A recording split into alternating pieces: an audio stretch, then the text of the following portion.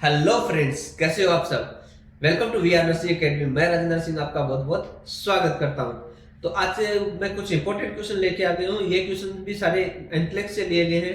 पहले भी मैंने 2 वीडियो बनाए हैं, वो भी एनक्लेक्स से लिए गए हैं क्वेश्चन सारे के सारे। ये सारे क्वेश्चन प्रोमेट्री एग्जाम के लिए बहुत ज्यादा इंपॉर्टेंट है, तो वीडियो भी आपके लिए बहुत ज्यादा इंपॉर्टेंट होने वाला है। तो वीडियो को शुरू से अंत तक जरूर देखें। कुछ भाइयों के कमेंट आते हैं कि हमें मटेरियल चाहिए, तो प्लीज मटेरियल के लिए मुझे व्हाट्सएप पे कांटेक्ट करें। मेरे यूट्यूब बायो में मैंने व्हाट्सएप नंबर दिया हुआ है, वहां पे जाके कांटेक्ट कर सकते हैं, या हर एक वीडियो के एंड में मैंने व्हाट्सएप नंबर दिया हुआ है, तो उस पर मुझे कांटेक्ट करें। मैं आपको मटेरियल जरूर प्रोवाइड कराऊंगा, जितना बेस्ट हो सके वो मटेरियल आपको प्रोवाइड करवाऊंगा। तो चलो चलते हैं हम अब क्वेश्चंस के ऊपर। आज का अपना फर्स्ट क्वेश्चन है, A client who has Alzheimer's disease is told by the nurse to brush his teeth. He shouted angrily tomato soup. Which of these comment by the nurse would be appropriate. एक client है जिसको Alzheimer disease है, उसको nurse बोलती है कि वो अपने दांतों को ब्रश कर ले। तो पेशेंट है वो गुस्से में चिल्लाता है टोमेटो सूप। तो ऐसी इस कमेंट इस ऐसी वाली कंडीशन के अंदर है, नर्स का अप्रोप्रिएट कमेंट क्या होगा। ऑप्शन देखें। A, here is your toothbrush, first get your toothpaste, then wet your brush. Option B, I don't understand what you means by tomato soup. Option C, I will brush your teeth for you. Option D, you seem upset. तो यहाँ पे appropriate comment क्या होगा ऐसी वाली condition में nurse का, वो होगा here is your toothbrush, first get your toothpaste, then wet your brush. यानी कि वो बोलेगी उसको टूथपेस्ट करने के लिए बोलेगी, ब्रश करने के लिए बोलेगी। पहले वो टूथपेस्ट लेगा, उसके बाद वो ब्रश को वेट करेगी। ठीक है, तो यहाँ पे अपना ऑप्शन सी होता है A. Next question, second number. A nurse is teaching a group about aerobics exercise. When discussing the target heart rate for exercise, the nurse should state that this is calculated bye.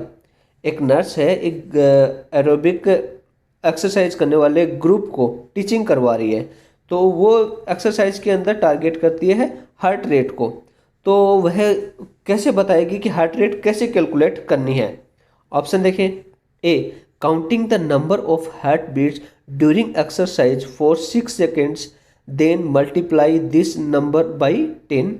Option B, counting then number of heartbeats during exercise for 10 seconds, then multiply by 6. Option C, subtracting the chronological age from the number 2 to 0. Option D, subtracting the chronological age from 240.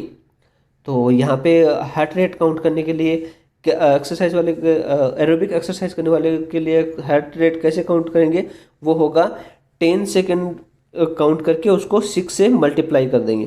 तो यहाँ पे अपना option सही होगा B, counting then number of heart beats during exercise for 10 seconds, then multiply by 6। ठीक है, next question 3 नंबर। A patient had a retinal detachment surgically repaired. The nurse identifies that the detachment would most likely be corrected and unlikely to reoccur if the retina remains attached at least. एक patient को एक retina detachment की surgically repair किया गया था।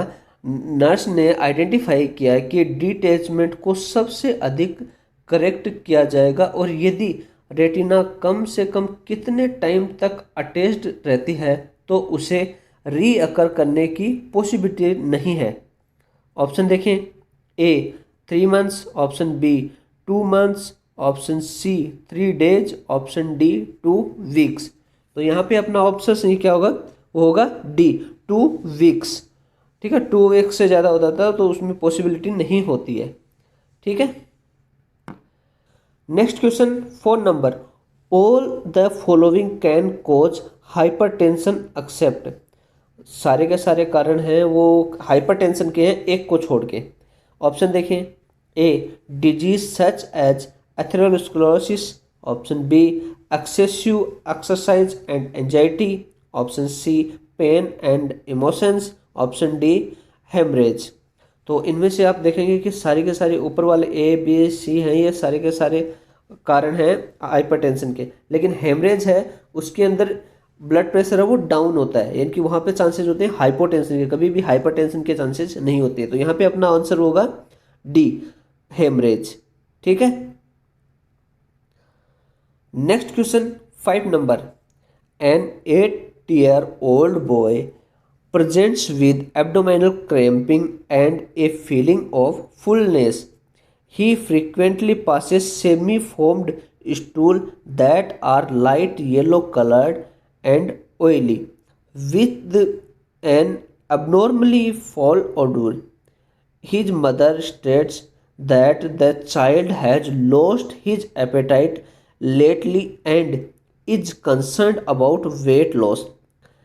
Endoscopic examination reveals bilious atrophy. Which food would be most suitable for this child? एक 8-year-old boy abdominal cramping and fullness की feeling के साथ है, यानी कि उसको एब्डोमिनल क्रैम्प्स आ रहे हैं, पेट के अंदर क्रैम्प्स आ रहे हैं और उसको फील हो रहा है कि उसका एब्डोमिनल फुल हो रखा है। वह फ्रीक्वेंटली सेमी फॉर्म्ड स्टूल, यानी कि आधा डाइजेस्ट हुआ स्टूल पास करता है, जो लाइट येलो कलर का है और ऑयली होता है, जिसमें अबनॉर्मली फॉल ऑर्डर आती है, इनकी बहुत गंदी स्मेल आती है। उसकी मदर बताती है कि चाइल्ड ने हाल ही में अपनी एपेटाइट खो दी है और वेट लॉस के बारे में कंसर्न है, वो वेट लॉस, बच्चे का वेट लॉस हो रहा है उसके लिए वो चिंतित है। एंडोस्कोपिक एग्जामिनेशन से वेलस एट्रोफी का पता चलता है। इस चाइल्ड के लिए कौन सा फूड मोस्ट सुटेबल रहेगा? तो इसमें ऑप्शन देखें, A wheat, option B barley, option C oats, option D rye. तो ऐसे वाले पेशेंट के लिए सुटेबल फूड क्या रहेगा? वो रहेगा ओट्स। तो इसको ओट्स देंगे। ठीक है, ऑप्शन सही होता है यहाँ पे सी। ठीक है। नेक्स्ट क्वेश्चन 6 नंबर। All of the following are assessment site for body temperature except, यानी कि दिए गए जितने भी साइट हैं वो बॉडी टेम्परेचर के लिए हैं, लेकिन एक को छोड़ के, एक है जिससे बॉडी टेम्परेचर नहीं लिया जा सकता है, वो कौन सी है? ऑप्शन देखें, axillary site, option B rectal site, option C oral site, option D apical site. तो इसमें एक्सिलरी साइट है, रेक्टल से भी हम लेते हैं, ओरली भी हम लेते हैं, लेकिन एपिकल हमें पल्स फील करने के लिए वहाँ पे टेम्परेचर नहीं लिया जाता। तो यहाँ पे अपना ऑप्शन सही होता है डी। ठीक है। Next question 7 number. For an infant with hydrocephalus a nurse should plan to monitor for what sign और symptom of increase intracranial pressure. Hydrocephalus के साथ एक इन्फेंट के लिए एक नर्स को इस बात को मॉनिटरिंग करने का प्लान बनाना चाहिए कि इंक्रीज इंट्राक्रेनियल प्रेशर के साइन और सिम्टम्स क्या हैं। ऑप्शन देखें, A decrease in systolic blood pressure, option B increase in respirations, option C high pitched shrill cry, option D depressed fontanels. तो किस साइन सिम्टम से पता लगता है कि इसका इंट्राक्रेनियस प्रेशर बढ़ा हुआ है? वो है हाई पिच एंड श्रिली क्राई। ठीक है, हाई पिच और श्रिल क्राई करेगा, वो रोएगा। ठीक है, तो यहाँ पे अपना ऑप्शन सी होता है सी। ठीक है। नेक्स्ट क्वेश्चन 8 नंबर। Which of the following would affect a nurse aides status on the states nurse ads registry and also cause the nurse ad to be ineligible to work in a nursing home? इनमें से कौन से state की nurse add है registry पर एक nurse add के status को इफेक्ट करेगा और नर्स एड को नर्सिंग होम में काम करने के लिए इनएलिजिबल होने का कारण होगा। कौन सा होगा इसमें देखेंगे, ऑप्शन देखें, having been terminated from another facility for repeated tardiness. Option B, missing a mandatory infection control in service training program. Option C, failing to show for work without calling to report the absence. Option D, having a finding for resident neglect. तो कौन सी nurse है जिसको, जो eligible नहीं है, ineligible है nursing home में काम करने के लिए? तो इसका आंसर होगा having a finding for resident neglect. किसी रेजिडेंट को नेग्लेक्ट करते हुए वो पाई गई है, ऐसे वाले नर्स है वो इनएलिजिबल है नर्सिंग होम में काम करने के लिए। ठीक है, तो यहाँ पे अपना ऑप्शन सही है डी। नेक्स्ट क्वेश्चन 9 नंबर, a primary concern when giving heparin subcutaneously to prevent bleeding is. Primary concern कौन सा है कि हेपारिन हमने दिया है सबक्यूटेनियसली, तो वो उसको उस वहाँ पे ब्लीडिंग को प्रिवेंट करने के लिए प्राइमरी कंसर्न क्या है? ऑप्शन देखें, A use the smallest gauge needle that is appropriate. Option B, don't make massage on the injection site. Option C, to make massage on the injection site. Option D, use Z technique. तो heparin दिया है subcutaneously, तो उसको bleeding से prevent करने के लिए वहाँ पे मसाज नहीं करेंगे हम।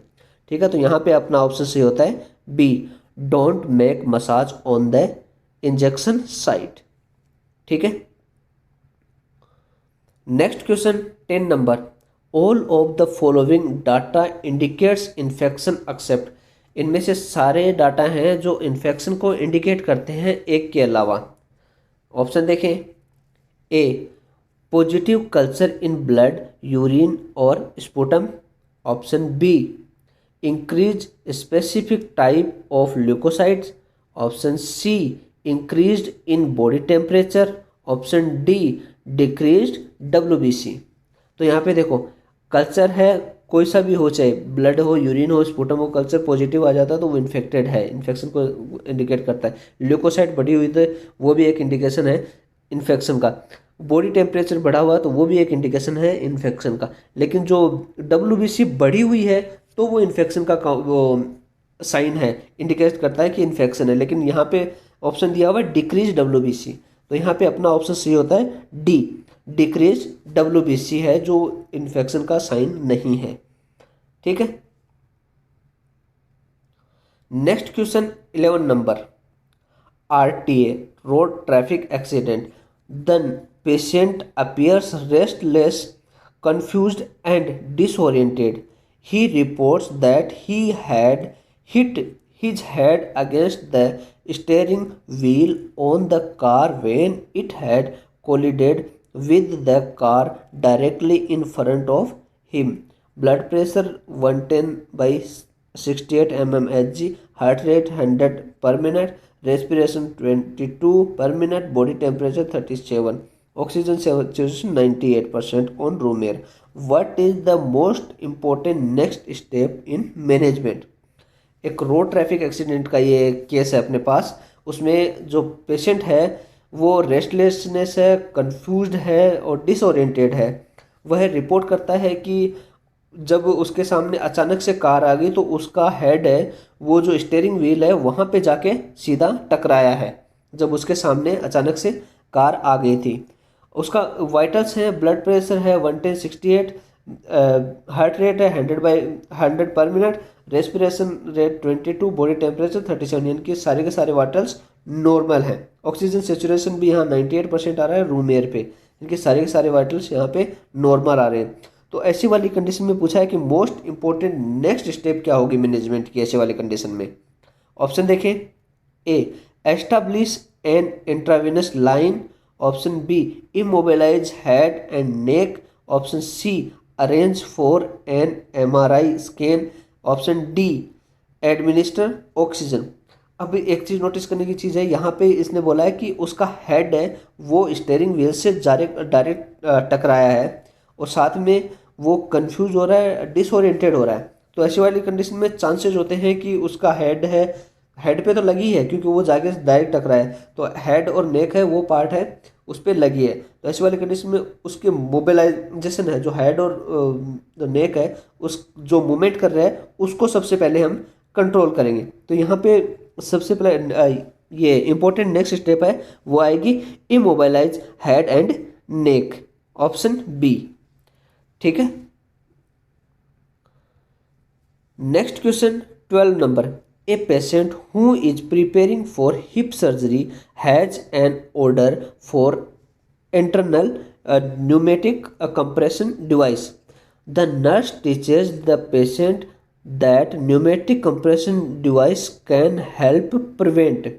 एक पेशेंट है जिसके प्रिपेयर किया गया हिप सर्जरी के लिए और उसको ऑर्डर किया गया एक्सटर्नल न्यूमेटिक कंप्रेशन डिवाइस उसके लिए ऑर्डर की गई है। तो नर्स पेशेंट को टीचिंग करवा रही है कि ये न्यूमेटिक कंप्रेशन डिवाइस है ये किस काम में आती है, किस चीज़ के लिए, वो किस चीज़ को प्रिवेंट करने के लिए उसको वो हेल्प करती है।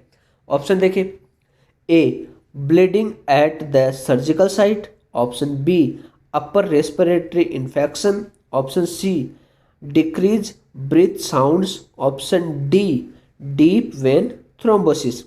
तो न्यूमेटिक कंप्रेशन डिवाइस है वो प्रिवेंट करती है डीवीटी में, डीप वेन थ्रोम्बोसिस के लिए। तो यहाँ पे अपना सही आंसर होता है option D, deep vein thrombosis. ठीक है।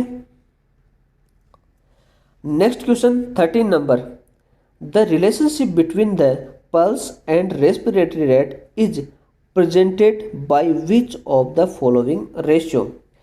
पल्स एंड रेस्पिरेटरी रेट के बीच के रिलेशनशिप को रिप्रेजेंट करने के लिए इनमें से कौन सा रेशियो सही होगा। ऑप्शन देखें, 1 रेस्पिरेशन टू 2 और 3 heart beat, option B 1 respiration to 3 और 4 heart beats, option C 1 respiration to 4 और 5 heart beats, option D 1 respiration to 5 और 6 heart beat.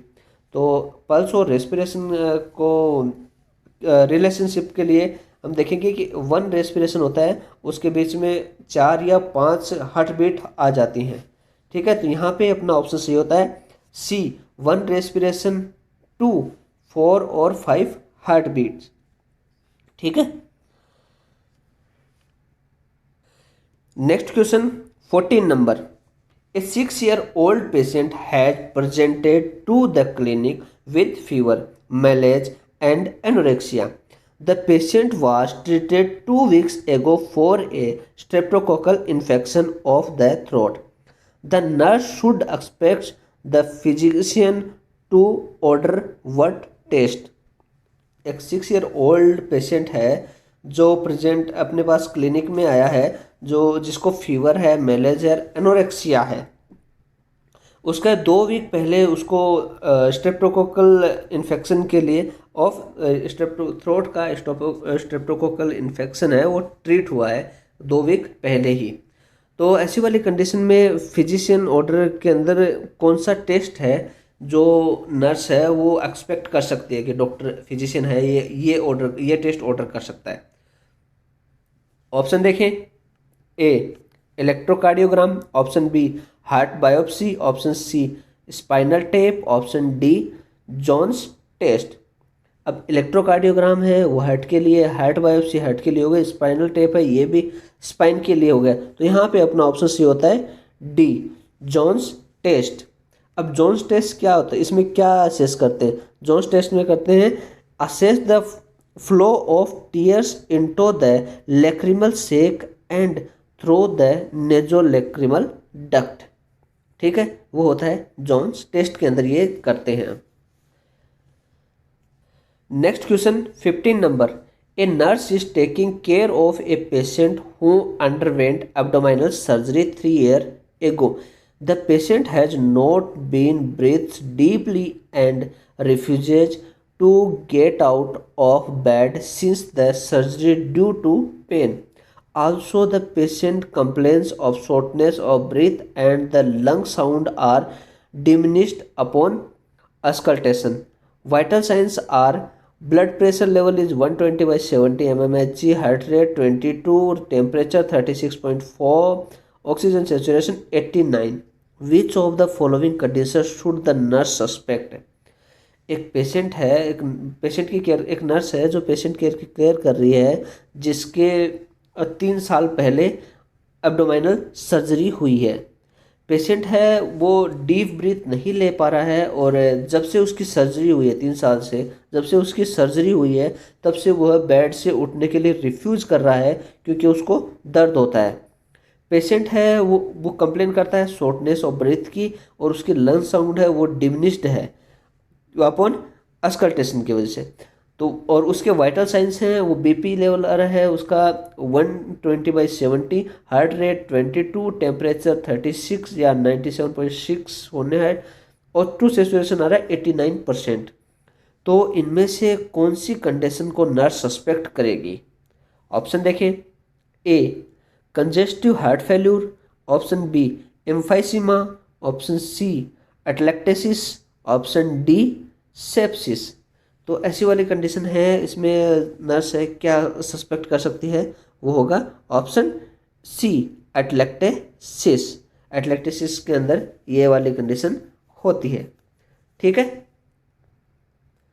Next question 16 number, A 35-year-old male was knifed in the street fight, admitted through the emergency room and is now in the ICU.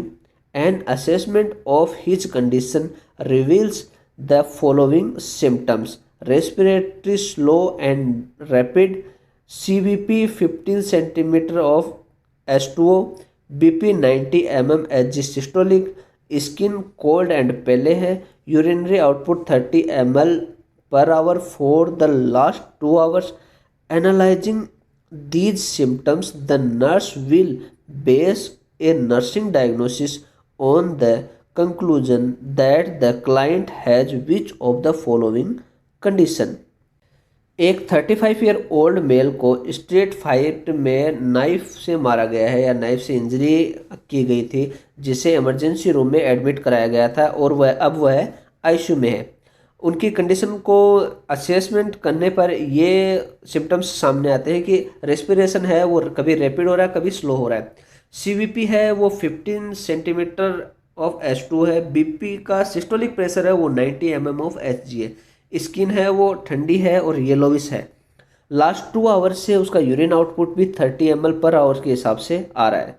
तो उसके symptoms को analyse करके nurse इस condition पर nursing diagnosis का base बनाएगी कि यह पेशेंट की कौन सी कंडीशन है। तो ऑप्शन देखें, A hypovolemic shock, option B cardiac tamponade, option C wound dehiscence, option D atelectasis. तो ये सारे सिम्टम्स हैं, आप देख पा रहे हैं ये सारे सिम्टम्स आते हैं हाइपोवोलेमिक शॉक के अंदर। तो यहाँ पे अपना ऑप्शन सी होता है ए हाइपोवोलेमिक शॉक, क्योंकि हाइपोवोलेमिक शॉक होता है उसके अंदर ये सारे सिम्टम्स हमें देखने को मिलते हैं। तो यहाँ पे जो नर्स है वो इस कंडीशन का आइडिया लगाएगी कि हाइपोवोलेमिक शॉक हो सकता है। ठीक है। नेक्स्ट क्वेश्चन 17 नंबर, a nurse is documenting in patient records several events that occurred during home visit, which of the following is an example of the correct way to document patient information. एक nurse patient के घर के visit के दौरान हुए events के जितने भी इवेंट्स हुए हैं विजिट के दौरान उसका डॉक्यूमेंटेशन कर रही है। इनमें से कौन सी पेशेंट की इंफॉर्मेशन का डॉक्यूमेंट करने की करेक्ट वे का एग्जाम्पल है? ऑप्शन देखें, A patient fell walking to bathroom, busy preparing for sterile dressing change when patient left the room, option B patient got out of bed without assistant, denies any symptoms when ambulating alone, option C patient showering electronic epidural infusion pump on floor by shower stall. Option D, patient sitting in chair, strict bed rest ordered ignored. तो इसमें सही document करने का correct way क्या होगा? Correct way का example होगा अपने पास option B, patient got out of bed without assistant, denies any symptoms when ambulating alone. ठीक है। Next question 18 number, a patient exhibits clinical manifestation of a pulmonary embolism, arterial blood gases, ABG level and a chest x-ray are ordered. Which of the following test is used to diagnose this condition? एक patient pulmonary embolism का clinical manifestation एक्सिबिट्स करता है जिसका arterial blood gases यानी ABG level और chest x ray के लिए order कर दिया गया है। तो इनमें से कौन सा टेस्ट है जो इस कंडीशन को डायग्नोसिस करता है? कौन सा टेस्ट यूज में लेंगे जो इस कंडीशन को डायग्नोसिस करता है? ऑप्शन देखें, ए कंप्यूटराइज्ड टोमोग्राफी स्कैन यानी कि CT scan, option B magnetic resonance imaging यानी कि MRI, option C pulmonary function test, option D pulmonary angiography. तो यहाँ पे कौन सा टेस्ट होगा जो इस डायग्नोसिस इस कंडीशन को के लिए यूजफुल होगा? वो होगा पल्मोनरी एंजियोग्राफी। तो यहाँ पे अपना ऑप्शन सी होता है डी पल्मोनरी एंजियोग्राफी। ठीक है। Next question 19 number, a patient receiving chemotherapy developed some rashes, red edematous wheals on the skin, which of the following care plan alternative most likely need to occur before the treatment? Chemotherapy लेने वाले एक patient को कुछ raised होता है, उसकी skin के ऊपर रेड एडोमेट्रियस व्हील्स हो जाते हैं। इनमें से कौन सा अल्टरनेटिव केयर प्लान ट्रीटमेंट से पहले होने की मोस्ट लाइकली नीड है?